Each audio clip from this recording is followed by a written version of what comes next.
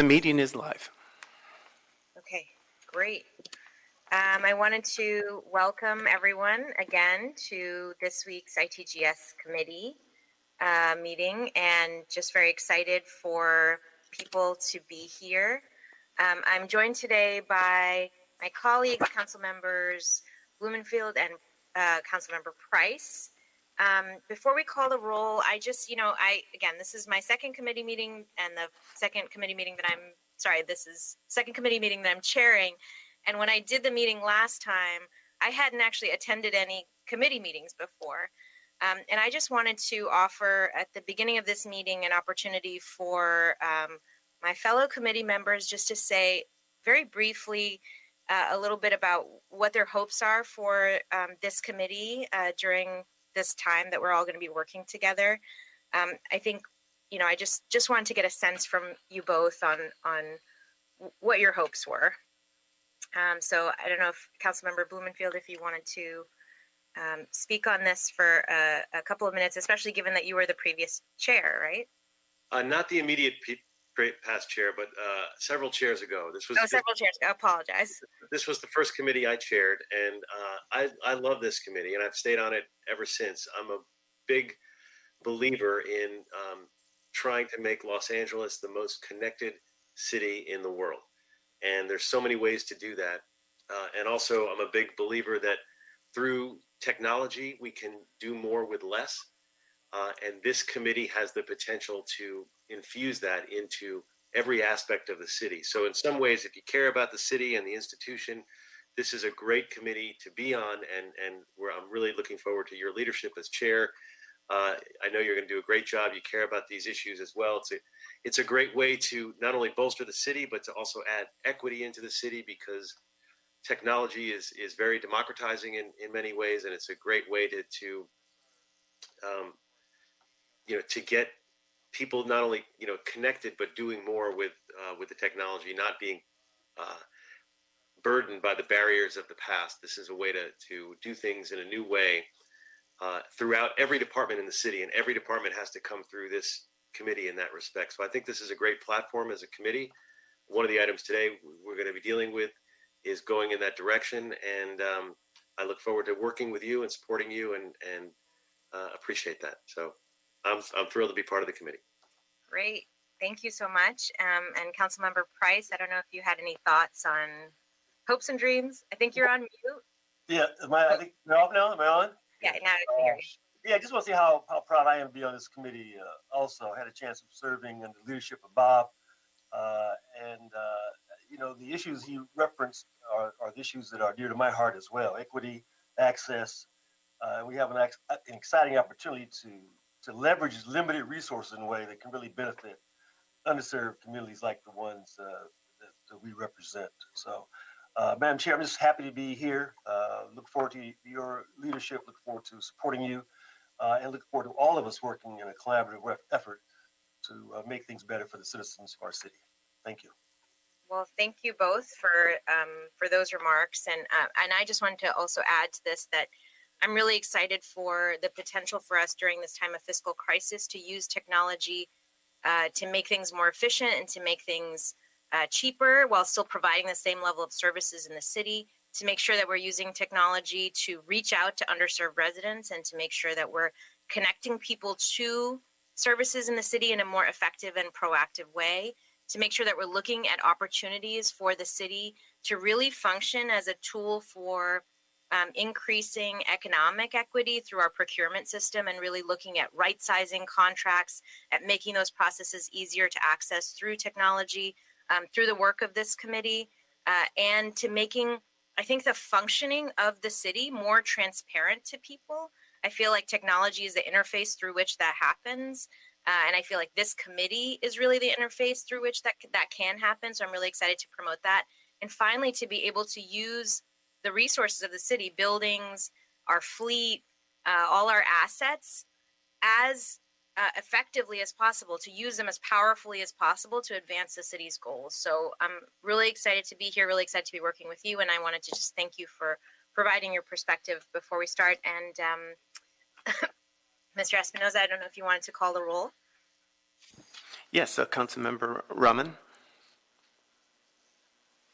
Here. Councilmember Blumenfield, Blumenfield present. and Councilmember Price. Here. 3 members and a quorum. Great. Thank you so much. And at this time, we will take public comment on all items on the agenda. Speakers are going to have 1 minute if they're speaking on one item, 2 minutes if they're speaking on multiple items. They'll also have a minute for general public comment if they request it. And Mr. Espinoza, I don't know if you wanted to provide additional instructions for how callers can call in at this time. Yes, Madam President. Members of the public who would like to offer public comment on the items listed on the agenda should call 1-669-254-5252 and use meeting ID number 161-892-0108 and then press pound. Press pound again when prompted for a participant ID. Once admitted into the meeting, press star 9 to request to speak.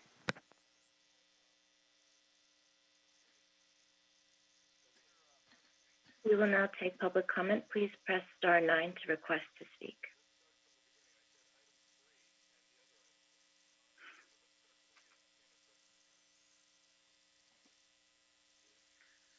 Caller with the last 4 digits 8872.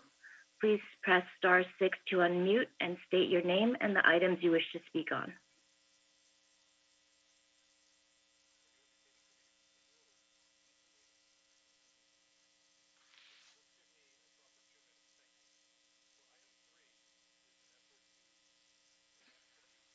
You want to try their last digits again, Megan? Yes, caller with the last 4 digits 8872. Please press star 6 to unmute and state your name and the items you wish to speak on. Hello, my name is Maurice, and I wish to speak on the internet access and digital divide. I am a member of United Parents and Students, and I first want to thank council members Blumenfield, Price, and Nithya Raman for addressing the digital divide in our city.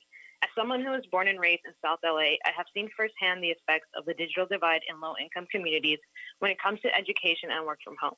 South LA is overlooked by internet companies and currently lacks the proper infrastructure to provide high-speed internet, leaving families with no connection to resources, work support, or education support. In addition, the cost of internet is too expensive for families in South LA, who are also currently struggling to keep food on the table, pay rent, and work during this pandemic. Internet isn't a luxury, but a basic human necessity and utility. We all rely on the internet for work, healthcare, finances, and especially education. That is why I support the motion to create a digital equity plan and make financial investments that puts my community, our communities, at the table with everyone else. Thank you. Thank you.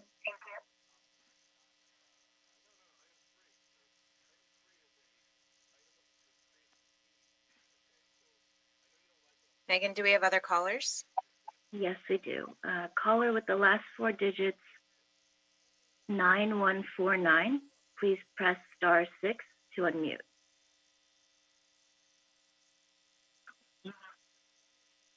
Caller. Hi, good morning. Hi, please state your name and the items you wish to speak on. Excellent. My name is Ray Lopez Chang, and I'm speaking on the motion for digital equity. Good morning, committee members. My name is Ray. I currently manage a collective of advocacy organizations at Great Public Schools Now, many of whom you will be hearing from, already heard from today. If I may capture your attention for just a moment, first, let me just thank you for your leadership to all of you amidst the fluctuation of emotions over this past year. Today, I want to just emphasize that the motion in front of you on digital equity by Councilmember Blumenfield really does have the inertia to catapult the city toward the very values that each of you stand for. As cities across this country, like Chicago and Philadelphia, close the digital divide for vulnerable young people and their families, Los Angeles is really left with a decision point to be bolder than the aggression of this pandemic and worsening inequity. We are looking to Councilmember Blumenfield, who has remained energized on digital equity for several years, and we urge you to consider placing your own energy and staff behind the tenets of this motion. Please do give yourself permission to anticipate what a future could look like where your constituencies, especially those who have been sidelined for decades, can finally be connected. Internet is not an option when you open the door to an empty fridge in a home where you're behind on rent. Thank you so much for listening.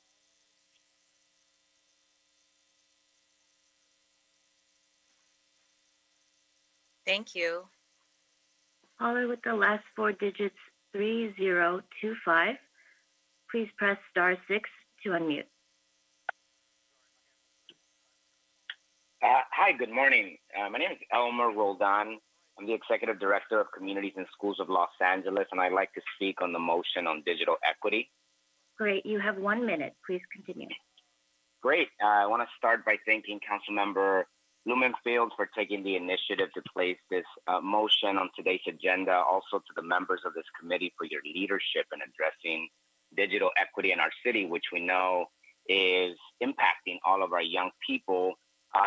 We think that this is a great first step in addressing an issue that is affecting so many young people that we work with in our schools. My organization works inside of 13 schools across 5 communities in LA Unified. We're currently case managing 1,000 students, and we've seen firsthand the impact that the low quality of internet is having on our families.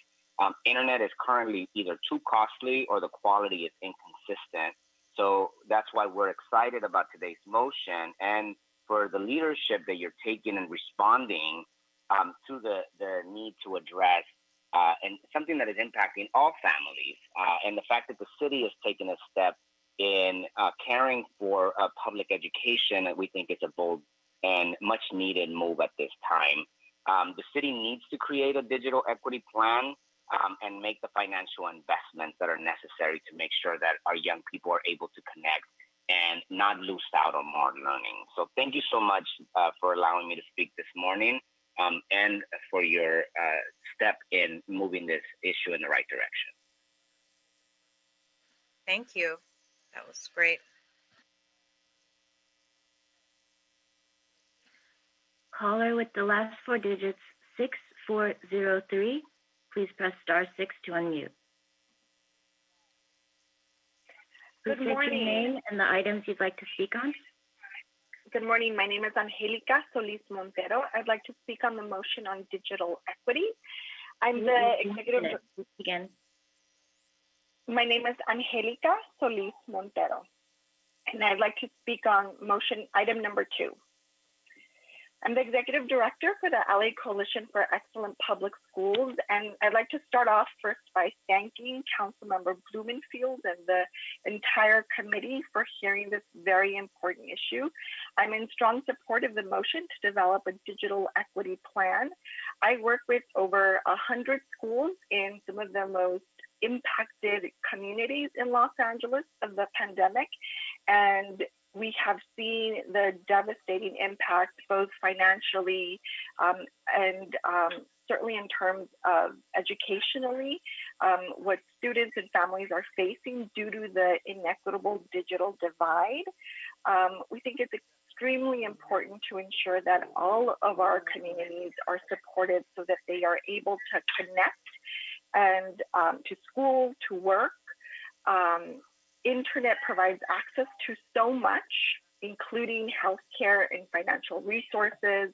We know that even in the best intentions, the schools are really. Thank you. Thank you for that comment. Do we have other public commenters? Yes. Caller with the last four digits 9614. Please press star 6 to unmute.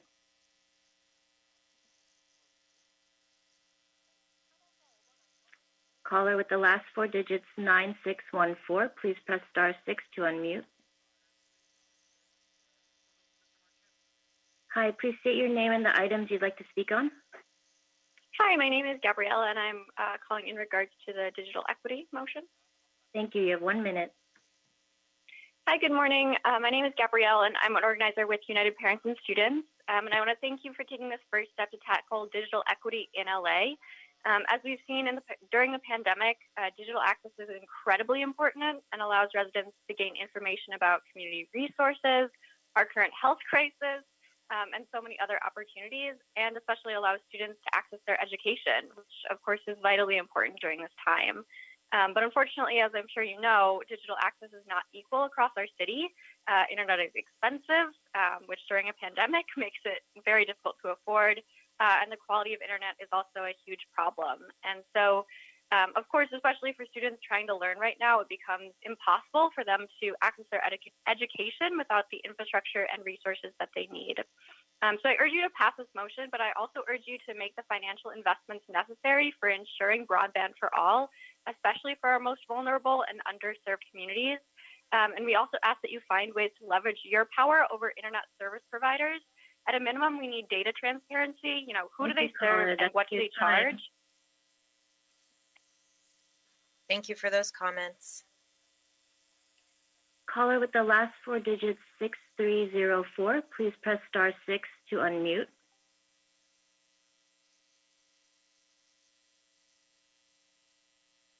Caller with the last four digits 6304, please press star 6 to unmute.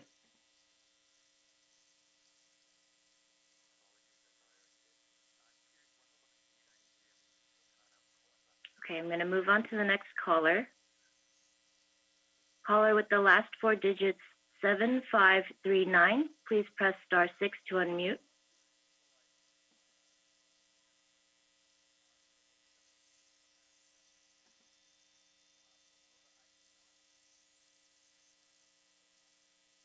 Caller with the last four digits 7539, please press star 6 to unmute.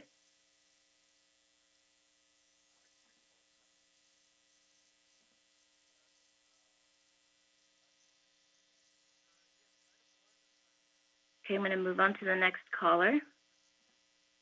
Caller with the last four digits 1317, please press star 6 to unmute. Hello, good morning. My name is Camila Campos, and I would like to address the digital divide in our city. Great, you have 1 minute. Thank you. Okay, first off, thank you to Councilman Blumenfield's leadership in response to our letter asking the city to take action to address digital inequity. I am a student at Cal State LA, and I am an intern with the education advocacy group, Our Voice Communities for Quality Education.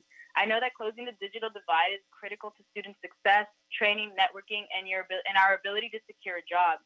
This is why we ask you, the committee, to approve this motion for parents, students, teachers, and for underserved communities who need internet access across all their areas.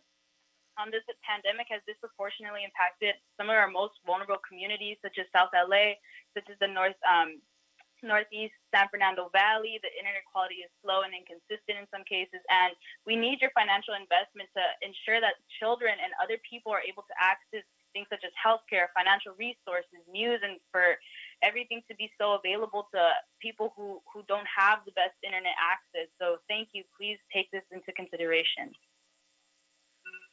Thank you for that comment. Are there more callers, Megan?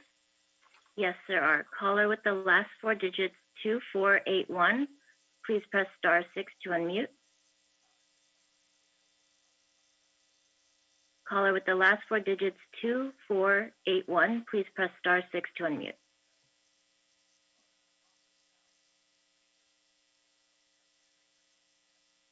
Okay, moving on to the next caller. Caller with the last four digits 9239, please press star 6 to unmute. Hi, good morning. My name is Waldo Gonzalez. I'll be speaking in support of item number 2. Great, you have 1 minute. Great. Well, good morning, Council Committee members. My name is Waldo Gonzalez, and I'm here representing Inner City Struggle, a community organization based in the east side of Los Angeles.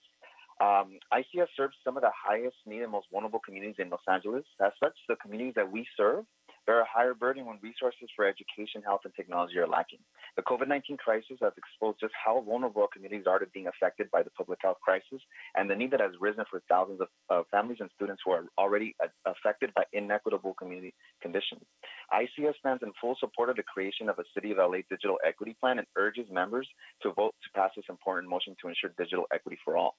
Reliable internet access is of utmost importance in a time when many of our families have had to share limited broadband access for school, access to healthcare, and work as they shelter at home. However, we have seen that both pricing and quality have been a major challenge for families who are struggling to provide because of COVID-19 economic disruptions and internet providers' spotty service in historically underserved communities. The city needs to create a digital equity plan and make the financial investments necessary to ensure broadband for all, especially for our most vulnerable communities. Today's motion is a first step in the right direction, and we applaud Councilman Blumenfield's leadership.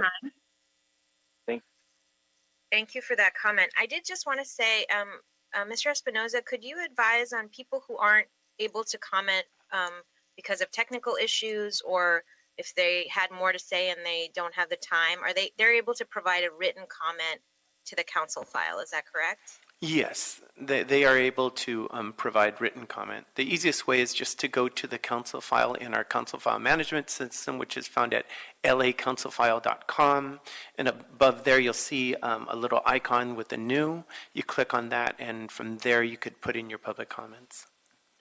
Okay, thank you for that. I just wanted to make sure that callers who were not able to comment today or who had more to say, we welcome your feedback and encourage you to submit written comment to this so that it's taken under consideration as this motion moves forward. Okay, sorry, Megan, please continue. Of course, just wanted to advise that there are 5 more public speakers. Thank you. Caller with the last 4 digits, 6857. Please press *6 to unmute. Good morning. Please my name is your Eva name Diaz. and the items you wish to speak on. My name is Eva Diaz. I'm speaking on item number 2 on digital equity. Great. You have 1 minute. Thank you. Good morning, Madam Chair. My name is Eva Diaz Quintero, an organizer with United Parents and Students, and also a mother of 2 school-age students. I would like to express appreciation to Councilmember Blumenfield for his leadership in addressing the digital equity in our city. I'd like to also shout out Councilmember Price for speaking at our 7th annual assembly around digital equity. Today I come before you as a mother. In my neighborhood, we do not have enough infrastructure. We are not offered the same internet options as others in affluent communities. When my daughters connect to school, sometimes they're asked to turn off their cameras because it is lagging and they sound like robots. Both of my daughters are discouraged to attend virtual school and often feel embarrassed to participate. This is an equity issue. My daughters are not the only ones struggling with digital access. In fact, 1 in 5 students do not have internet at home. Today, internet is considered a form of entertainment and not a utility. The City of Los Angeles desperately needs to create a digital equity plan and make financial investments necessary for ensuring broadband for all, especially for vulnerable communities. We also urge you to find ways to leverage your power over internet service providers. Ultimately, they should be responsible for ensuring every community in our city is connected equitably. The time to act is now. That's your time. Thank you. Thank you for those comments. Next caller, please, Megan.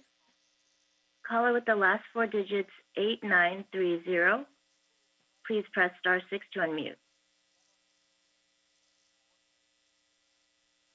Brent Tercero would like to speak on item number 2. Wonderful. You have 1 minute. Thank you very much. Once again, my name is Brent Tercero. I work with Educators for Excellence Los Angeles, and I would like to speak on the digital equity plan. We think this is a great first step in ensuring digital equity for all, and we appreciate Councilmember Blumenfield for his leadership in addressing digital equity in our city. We recently published a scientific poll of over 500 teachers in the LAUSD area this past December, and we found that 90% of educators believe that lack of access to high-speed internet is a serious obstacle to virtual learning, to distance learning. And as we all know, this is unacceptable, and we really look forward to this initial step in ensuring that all students have the ability to learn, particularly as we continue in distance learning and even once we return in person. Thank you. Thank you for that. Caller with the last 4 digits, 2420. Please press *6 to unmute.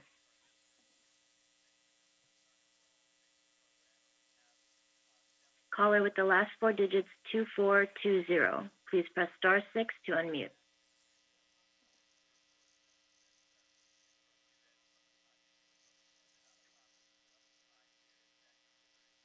This is Evelyn Aleman, and I'd like to comment on motion item number 2. Please go ahead. You have 1 minute. Good morning. My name is Evelyn Aleman, founder of Our Voice Communities for Quality Education. I'd like to thank Councilmember Blumenfield for his leadership on this motion and the entire committee for hearing us today. I work and volunteer with education and healthcare organizations in some of the most impacted areas by the global health pandemic and the digital divide. It is so critical that the city create a digital equity plan and make the financial investments needed to ensure that all families in the City of Angels, especially our most vulnerable communities, have access to broadband. Digital equity will not disappear when our children go back to school. And as Camila Campos, the Cal State LA student on this call mentioned, it's needed for their academic success as much as their ability to access resources, networking opportunities as they go out into the world and try to seek jobs. I asked the committee to consider this motion, and I agree with everyone else on this call. This is the first step in the right direction. Thank you so much to everyone. Let's make this happen for the City of Angels. Thank you for that. And Megan, we have 2 more callers, is that right, or 1? We have 2 more callers. Okay, great. Caller, sure. Caller with the last 4 digits, 2165. Please press *6 to unmute. Good morning. My name is Joanna Vasquez-Zelaya, and I would like to speak on item number 2. Thank you. You have 1 minute. I serve as a public policy manager at Alliance for a Better Community, and I'd like to appreciate Councilmember Blumenfield's leadership to take action to address digital inequity. As we're all experiencing in this pandemic, the internet has become a lifeline to everything, from telehealth to vaccine access, financial resources and information, and for our children, their entire education. Today's motion is a first step in the right direction, but it's important to keep in mind digital inequity will not disappear when this pandemic is over or when our children return to school. Now more than ever, the city needs to create a digital equity plan and make financial investments necessary for ensuring broadband for all, especially our most vulnerable and underserved communities. And now is the time to be bold, to leverage your power over internet service providers who are also responsible for ensuring every community in our city is connected equitably. Thank you for your time. Thank you for that.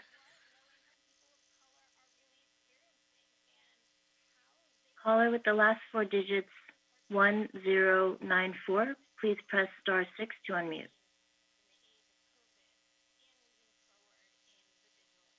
My name is Diego. Items you'd like to speak on?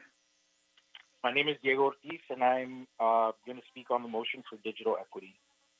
Thank you. You have 1 minute. My name is Diego Ortiz. I'm with Pacoima Beautiful, an environmental justice organization that serves the San Fernando Valley. I'm here to voice Pacoima Beautiful's strong support for the passage of this motion that addresses digital equity in the city of Los Angeles. We have seen how frontline communities such as South Los Angeles and the Northeast San Fernando Valley are at a higher risk to this virus due to being disproportionately affected by environmental injustices that lead to various health conditions, and lack of adequate resources has only made it worse. Pacoima's families are struggling to put food on the table because they've lost their jobs due to the pandemic. Pay cuts and unemployment leave our families vulnerable, unable to pay rent and for essential needs like internet. That provides access to everything like healthcare and access to education for our children. Today's motion is a step in the right direction. I echo the sentiments of my colleagues. Pacoima Beautiful is also a member of the Great Public Schools Coalition, who's doing great work to move this motion forward. Thank you so much for your time today. Thank you for that. Okay, we have 2 more callers that have joined. Caller with the last 4 digits, 6121. Please press *6 to unmute. Please state your name and the items you'd like to speak on. My name is Joe Macias, and I'd like to speak on digital equity. Thank you. You have 1 minute.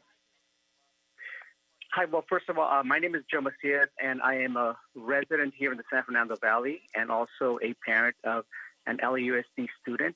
And first of all, I want to congratulate my council member, Bob Blumenfeld, for taking on this this motion for the digital equity plan.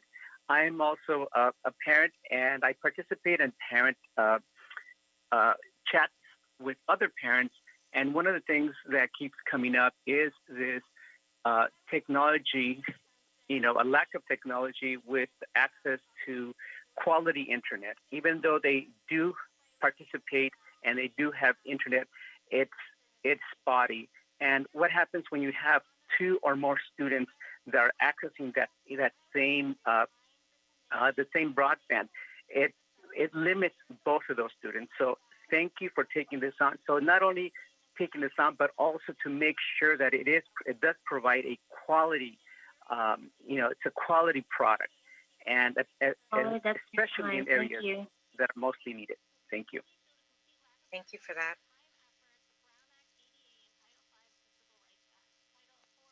Caller with the last four digits, 6304. Please press star 6 to unmute.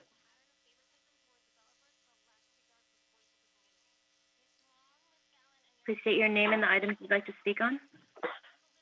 Hi, my name is Jessica Castillo, and I would like to speak on digital equity motion. Thank you. You have 1 minute. Hi, good morning. My name is Jessica Castillo. I'm a United Parents Student Organizer and also a mother of two middle school age students. Thank you, Councilmember Bloomfield, for his leadership in addressing digital equity. I would also like to thank my Councilmember Karen Price for speaking at our UPAS Assembly and also being in favor of the support for equity and digital divide. Today, I would like to express the need for all students to have equal bandwidth. Many of our families live in South Los Angeles, which does not have the infrastructure to support all our residents to have high quality internet. This makes it even harder to find a strong and reliable internet. We have older students who attend school and who have to watch their younger students. Adding the hardship of inconsistent internet does not help support them reach their educational goal. I hope that you support this motion and support all our families being able to have the tools they need for their children in their education. Thank you so much. Thank you for that. And is that our last caller, Megan? We have one more caller. Okay. Caller with the last four digits, 2294. Please press star 6 to unmute.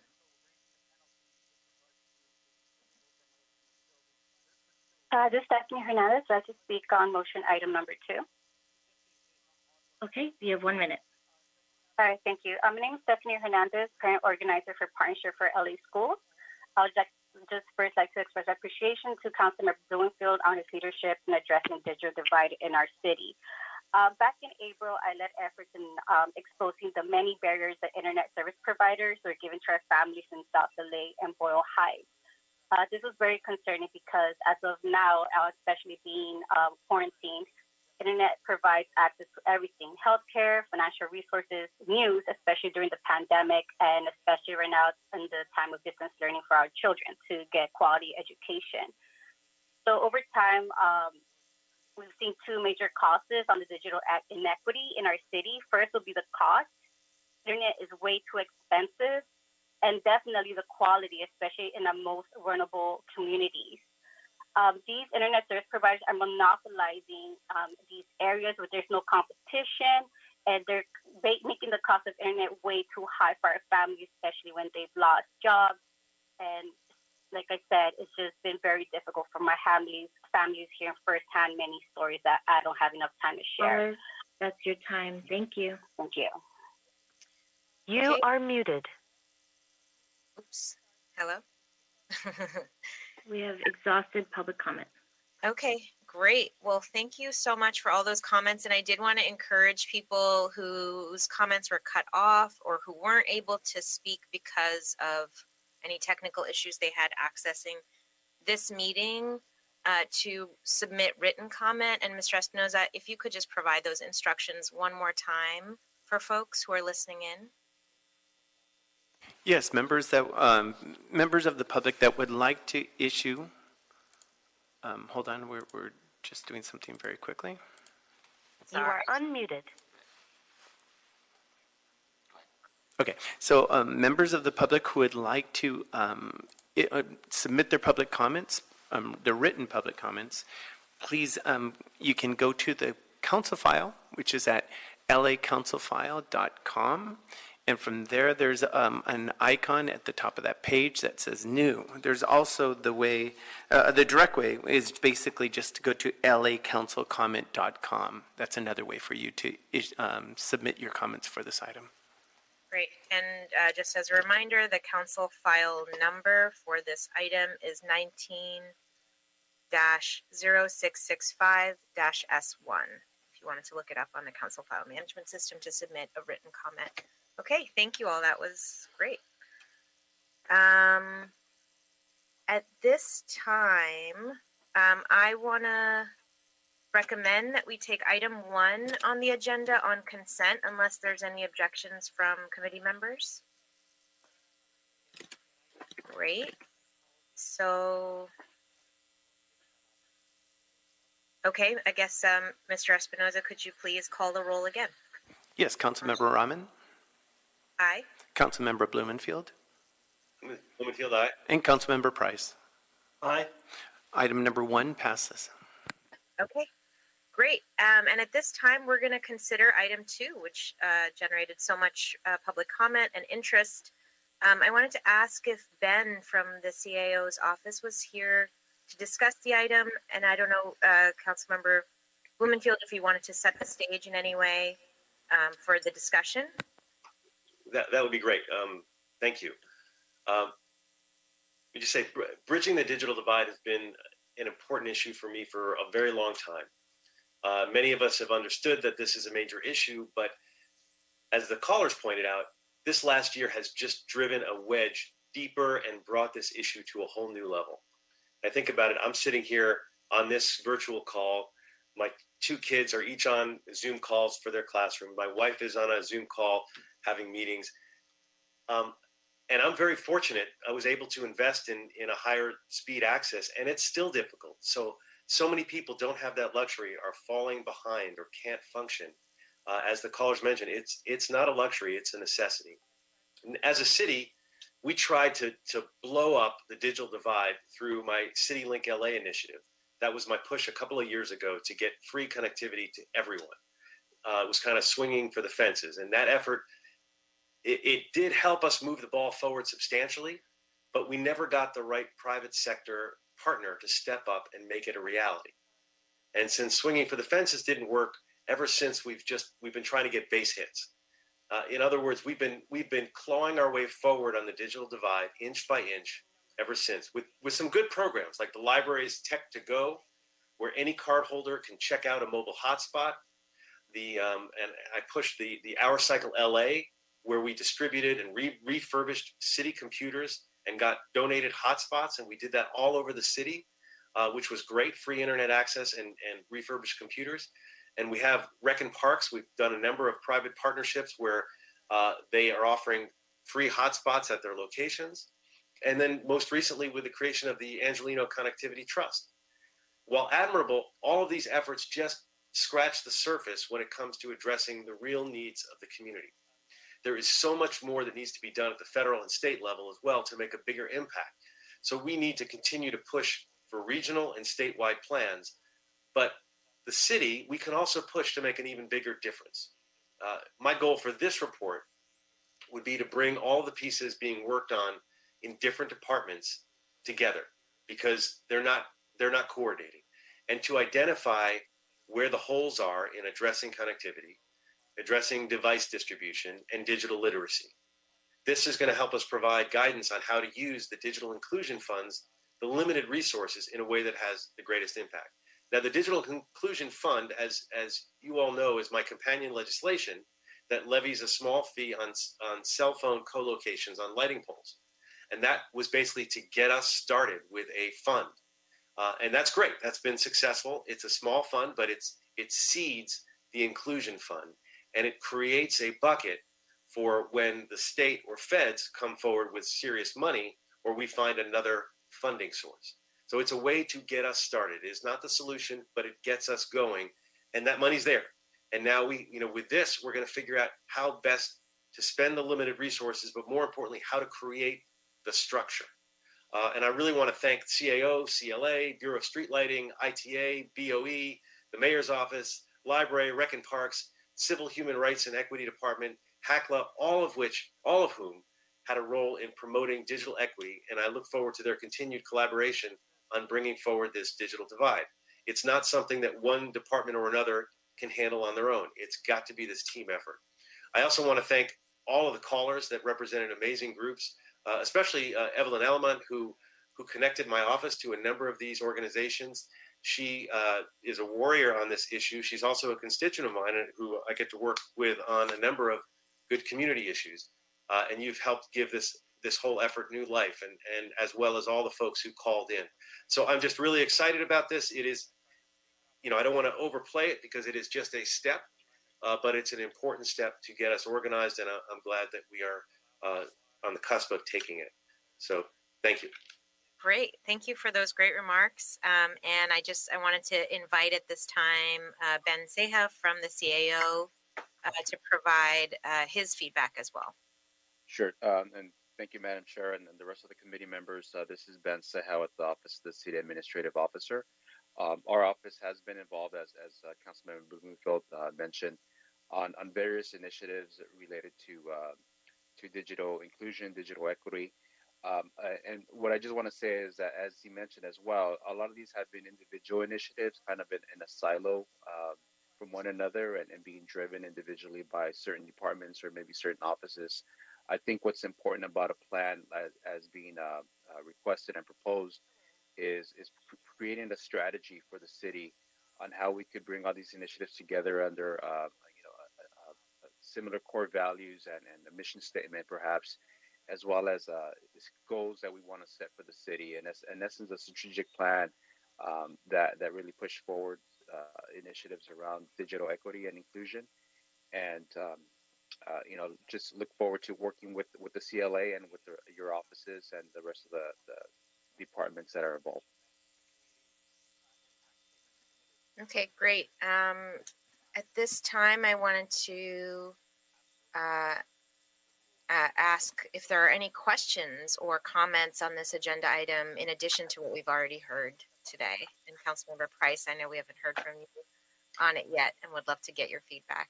Thank you, Madam Chair. Yeah, I'm excited about this initiative. That's why I was so happy to be a second on it. For all the reasons that our speakers have said, all the reasons that our colleague Bob Blumenfeld, who has really set the table for us, said in your comments. And I just want to add to it the importance not only of the consumers and schools, our youth, but our business community, our small business community. And that was certainly my impetus for joining this motion. And I would like to make sure that of all the resources all the priorities that we identify, that we don't forget small businesses, even micro businesses, who also have a need for access, digital access, in ways that we have not seen before. And so this is an exciting opportunity for us to really develop a kind of comprehensive plan that provides access, digital access, and equity for everybody, including small and micro businesses. So I'm excited to move with you forward on this. Great. Thank you for that. I had a couple of questions which I would love to ask at this time, if that's all right. I was really curious about kind of looking at, I know you talked a little bit about getting departments together, Councilmember Blumenfield, to work on this and to make sure people were coordinating. And I was wondering whether you could speak a little bit more to the structure through which this work can move forward, through this motion, or how you envision that happening. I know the motion it says ensures collaboration among all departments working towards this effort, but I just wanted to hear a little bit more about what you were envisioning for a interdepartmental structure on kind of making sure that there's momentum on this issue. Yeah, and I'm happy to have Ben answer that, but I think the key, we have this digital inclusion connectivity working group that has been going on for some time now. And I think that is a big part of it. Okay. But Ben wants to answer that question directly. Oh, sure. Sorry. Oh, no, not a problem, and you're correct, Councilmember. We have this working group established that includes participation from a number of departments. A lot of the ones that have been mentioned already, like ITA, Bureau of Engineering, street lighting. A lot of the departments that are working to some extent on digital inclusion initiatives. I think it's going to be even more important for departments like library and recreation and parks to, who have been participating to, you know, maybe work more closely with this working group as we move forward on this equity plan. And also there's going to be a need, I think, to bring in input from the community as there's a great amount of interest out there from the community, and that's where we'll be relying on your offices, I think, to point us in the right direction there as well. Just as far as governance is concerned as well, we do have an established Brown Act committee comprised of the mayor's office, CLA, and the CAO that reviews technology proposals and systems and things before coming to council. So that's in place as well as to provide a level of oversight and coordination between different departments before anything really comes back to this committee. And if I could just add one more thing, I mean, the part of the point of this motion, we've gone pretty far in terms of getting people organized, having the regular groups, but as with a lot of things, CAO and CLA, they're not going to direct more resources and time and effort until we as a council formally instruct them to do that. Right. And that's what this motion is really about. It's not creating something out of whole cloth because the parts are there. And I've been sort of egging on, let's make it bigger. Let's put the resources, let's make it formal. But I'm always up against, well, it hasn't been officially demanded of us by the council. So this action is that official action to say, as a council, we are instructing them to do this. So it's no longer me as a council member pushing this and trying to herd cats. It's now a formal directive from our council. And that's where this motion comes from and what the impact is going to be. It's not that we're got this great vision of how it's all going to work. That's got to be put together, but we just need, as a council, we need to officially give them that stamp so that there's no question that it is not just a few of our priorities, it is the council priority. Right. Okay. And, I think it would be interesting to have this working group or members from the working group come back to the committee and report on what their progress is on a regular basis as well. And I don't know how to formally incorporate that into the work of this committee, but, I think it would be great to make sure that we're working in lockstep with them, that we know what they're doing, that when they're regularly meeting, we're also understanding what the product of those meetings are. So I think that would be fantastic. And, the beauty of you being the chair of this committee is that you can schedule an update at any time. Great. As the chair. And I encourage you to do that, and we'll continue to encourage that. So all you need to do is put it on the agenda that we want to update from the working group, and they will come before us. You don't need a special motion or anything. Right. That's your power as chair, which is great. Yeah, that's awesome. Thank you. And Ben, how frequently does that working group meet now? We meet once a month. Okay, great. And then I had another follow-up question on this motion item, or the way the motion was worded, which I just wanted to understand a little bit more. I noticed that we talk about kind of using our city resources and the Digital Inclusion Fund resources. I also was wondering whether we could, I wanted to ask you what you thought about using this motion as also a way of thinking about our regulatory powers and how we could use our regulatory powers as a city to move us towards these goals more explicitly in the motion, but or how you had thought about that already might be useful to understand. Yes, Ben, or you? Well, I guess, yeah, I'm asking Ben or you. Ben, I don't know if that's come up because I think some of the issues that the callers brought up are really around broadband pricing, around competition, around availability of resources in different neighborhoods of the city. And there's actually really stark disparities geographically in terms of what providers we have access to, and how much those costs are, how much competition there is. There's very limited competition. By the way, Los Angeles has one of the most expensive and the worst internet access, if you compare across metropolitan regions in America. And that's a little bit, I think, a product of our regulatory system here. So, I just wanted to ask about that question as well.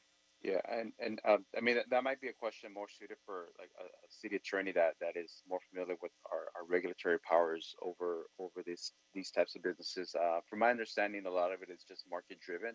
So the companies will go where they feel they're going to make a profit, and I think that's the root of the issue. I think that a lot of people are speaking about. But what we do have authority over in many cases is the access to our infrastructure, to our streets, to our poles, to our buildings, where a lot of the telecom companies want to place their equipment on. And unfortunately, in that regard, with the prior administration in DC, really was trying to take some of that control away from local governments, and the last administration, and I'm not sure what will happen going forward, but the FCC was even putting some restrictions on as far as how much we could charge telecommunication companies for putting their equipment on our streetlight poles and things of that nature. So there's we do have some a good level of control over our own infrastructure, and but with regard to dictating where certain companies can go do business, I think that there's very limited regulatory authority there. And but like I said, I think the city attorney might be in a better position to speak on those.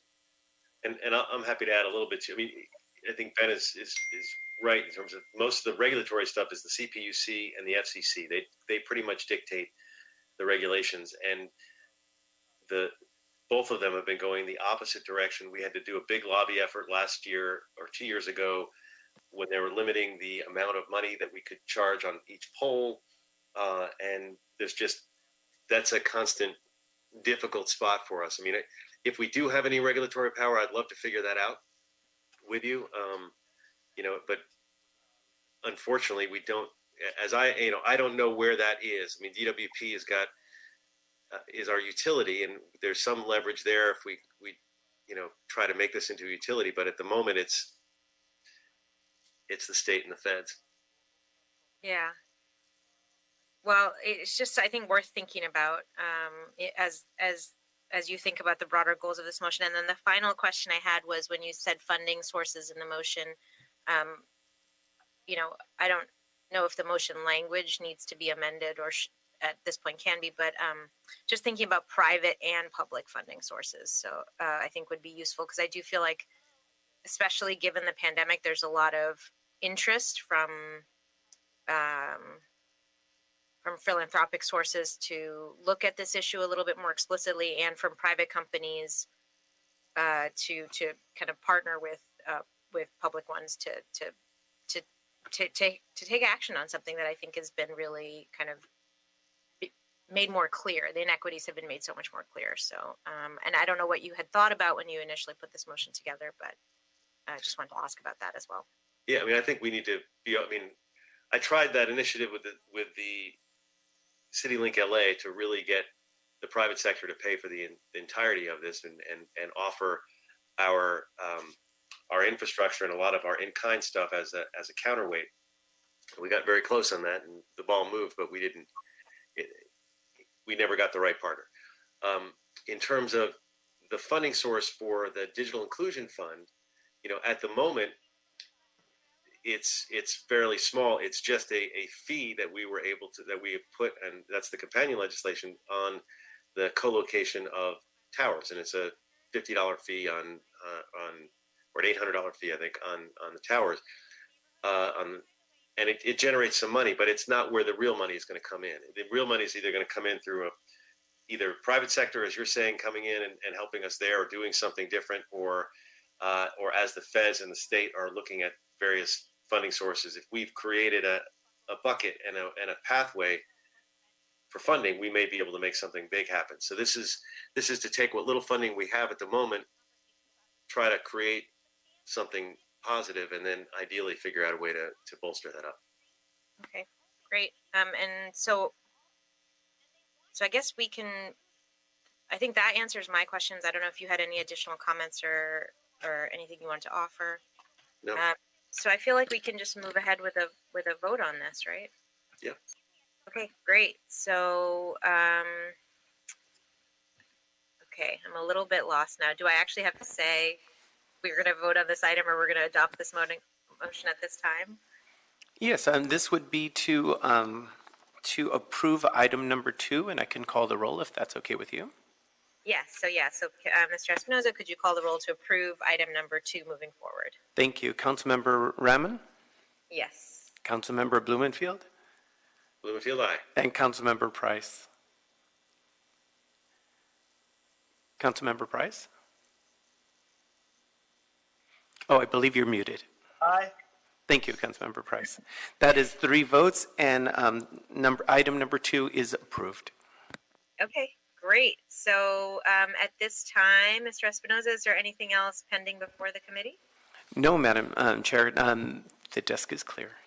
Okay, well, this is great. Thank you both for coming today. Mr. Espinoza, Mr. Drake, thank you for your help. Ms. Miera, thank you for your help. And everyone else who's on this call, thank you for Ben for coming. It's been really fun. And callers, thank you for calling in and paying attention to these important issues.